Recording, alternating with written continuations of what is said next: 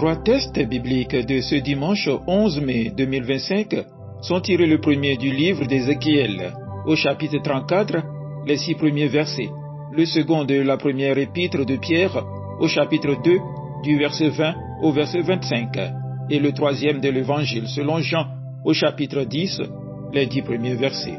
Le thème de ce dimanche est le suivant: Suis le bon berger qui assure ton salut. Prions. Seigneur, ouvre nos cœurs à ta voix, comme les brebis reconnaissent la voix du Seigneur. Que ton Esprit Saint nous guide pour que nous comprenions ce que tu veux nous dire aujourd'hui. Donne-nous la sagesse pour discerner ta volonté, le courage pour suivre tes pas. Amen. Ézéchiel chapitre 34. La parole de l'Éternel me fut adressée en ces mots. Fils de l'homme, prophétise contre les bergers d'Israël. Prophétise et dis-leur aux bergers. Ainsi parle le Seigneur, l'Éternel. Malheur aux bergers d'Israël qui se paissaient eux-mêmes. Les bergers ne devaient-ils pas paître le troupeau? Vous avez mangé la graisse, vous vous êtes vêtus de la laine, vous avez tué ce qui était gras.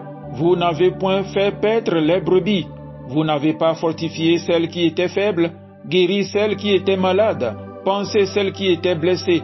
Vous n'avez pas ramené celles qui s'égaraient, cherché celles qui étaient perdues, mais vous les avez dominées avec violence et avec dureté. Elles se sont dispersées parce qu'elles n'avaient point de berger. Elles sont devenues la proie de toutes les bêtes des champs. Elles se sont dispersées. Mon troupeau est errant sur toutes les montagnes et sur toutes les collines élevées. Mon troupeau est dispersé sur toute la face du pays. Nul n'en prend souci, nul ne le cherche. Amen. 1 Pierre, chapitre 2. En effet, quelle gloire y a-t-il à supporter de mauvais traitements pour avoir commis des fautes? Mais si vous supportez la souffrance lorsque vous faites ce qui est bien, c'est une grâce devant Dieu.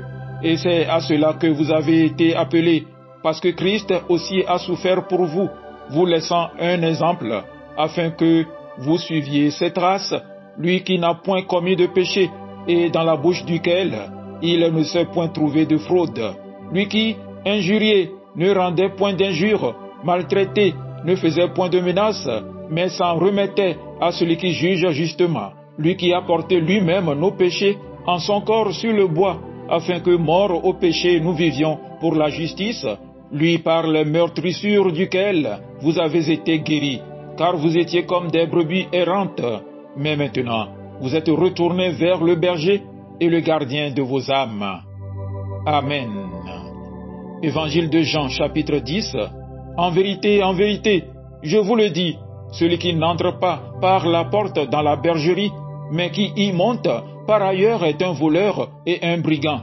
Mais celui qui entre par la porte est le berger des brebis.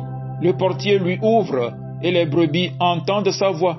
Il appelle par leur nom les brebis qui lui appartiennent, et il les conduit dehors. Lorsqu'il a fait sortir toutes ses propres brebis, il marche devant elles, et les brebis le suivent, parce qu'elles connaissent sa voix. Elles ne suivront point un étranger, mais elles fuiront loin de lui, parce qu'elles ne connaissent pas la voix des étrangers. Jésus leur dit cette parabole, mais ils ne comprirent pas de quoi il leur parlait.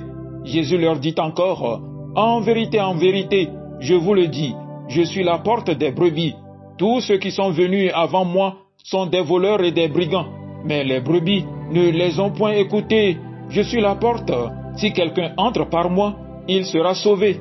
Il entrera et il sortira, et il trouvera des pâturages. Le voleur ne vient que pour dérober, égorger et détruire. Moi, je suis venu afin que les brebis aient la vie et qu'elle l'ait en abondance. Amen. Frères et sœurs, aujourd'hui, Dieu nous invite à ouvrir notre cœur et à tendre l'oreille à une voix particulière, celle du bon berger. Dans un monde où tant de voix cherchent à nous diriger, la voix de la peur, du découragement, de l'orgueil ou de la confusion, Jésus se tient devant nous et il nous dit, « Moi, je suis le bon berger. » La question aujourd'hui est simple mais essentielle. Qui suis-je en train de suivre? Et ce chemin me mène-t-il au salut? Dans le passage d'Ézéchiel, Dieu parle avec indignation. Il s'élève contre ceux qui avaient la responsabilité de guider son peuple, mais qui, au lieu de le protéger, l'ont exploité.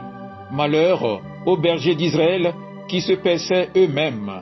Ici, Dieu ne parle pas seulement des rois ou des chefs religieux de l'époque, mais de tous ceux à qui une responsabilité a été confiée. Ils ont nourri leur orgueil au lieu de nourrir le troupeau. Les bergers avaient pour mission de prendre soin du peuple, de le guider, de l'enseigner, de le protéger, mais ils ont préféré se servir eux-mêmes, recherchant le pouvoir, la richesse, la sécurité personnelle. Dans l'imaginaire biblique, le berger est un guide humble, attentif, prêt à risquer sa vie pour ses brebis. Ici, c'est une caricature inversée. Au lieu de nourrir le troupeau, il le dévore. Au lieu de le fortifier, il l'affaiblisse.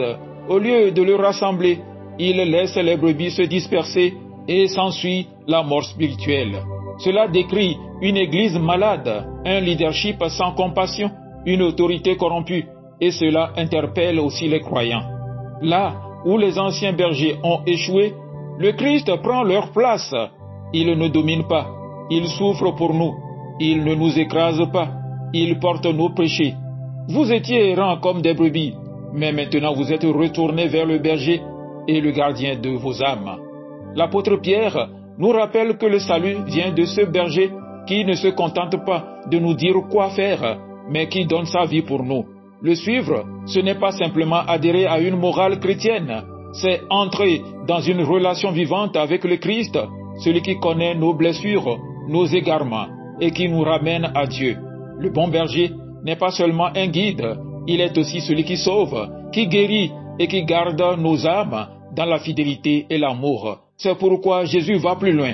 Il dit non seulement qu'il est le berger, mais aussi qu'il est la porte, c'est-à-dire il est le seul accès au salut. Il n'est pas un chemin parmi d'autres, il est le chemin.